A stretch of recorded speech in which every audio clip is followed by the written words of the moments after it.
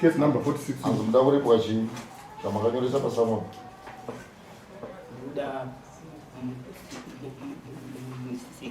Number 6. Okay. Shama. Kwanza mmoja uko mimi. Eh? Uruku ibuma na ndio wiram. Ndio ibuma. Unaibuma. Sasa watu tunaenda bombe 6 chiti. I'm sorry mambo. I'm sorry Nakukota. I'm sorry. Mwanawake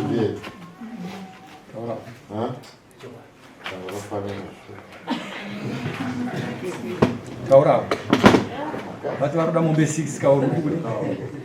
Chokwadi ngai ndiribizi wakana nini pandira panapa ndiri kutonyara nezvakaitika ichokwadi amai vandakadana nawo 2005 vasati varogwa nemurume vakuzodzokerana vane murume saka ndobva ndabvuma sekumbodana kwatakaita kudhara ini ndini mukadzi wandiinaye kumwe saka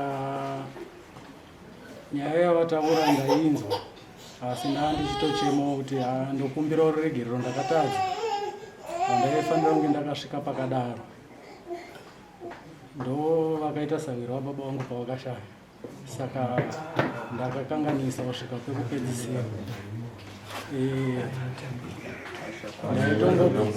ndaitongokumbirawo kuti vandideredzerewo handina chandinacho pari zvino asi kutoti ndotondotsvaga mukuru hanzi ndideredzerei akundiregera ateta mwana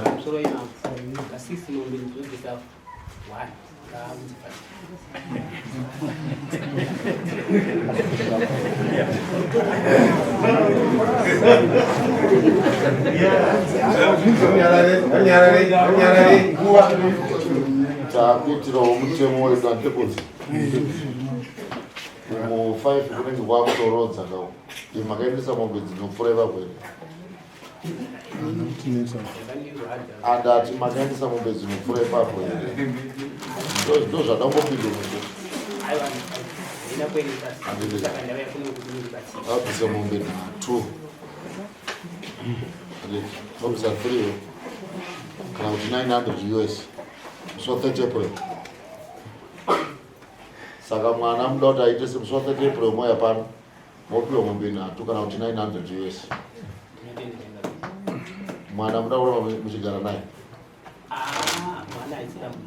mwana aisi dambudziko kuchengeta mwana usairawo kuchengeta wazva ata kuti chengeta ndakuti enda unoita munhu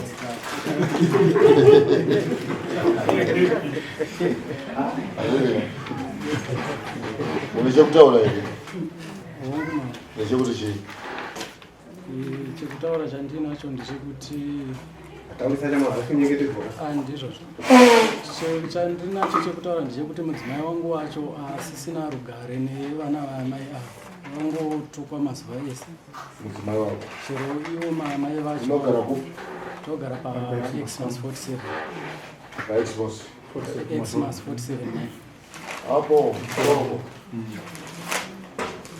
mukuru hadzi vana venyu vakuramba vachishungurudza tende munogara pasi nevana muvati nyaya taita kwamambo nyaya yapera handiti handitika maakuziva kuti uyu mwana wogomba chii gomba rume handitika saka ndaikumbirisa zvikuru toda runyararo nekuti kana nyaya yauya kumatara vakazoramba vachishungurudzawo uyu angauya panapa takamupa judgment vana venyu vanosungwa akaenda naye kumapurisa handiti chifamba zvakanaka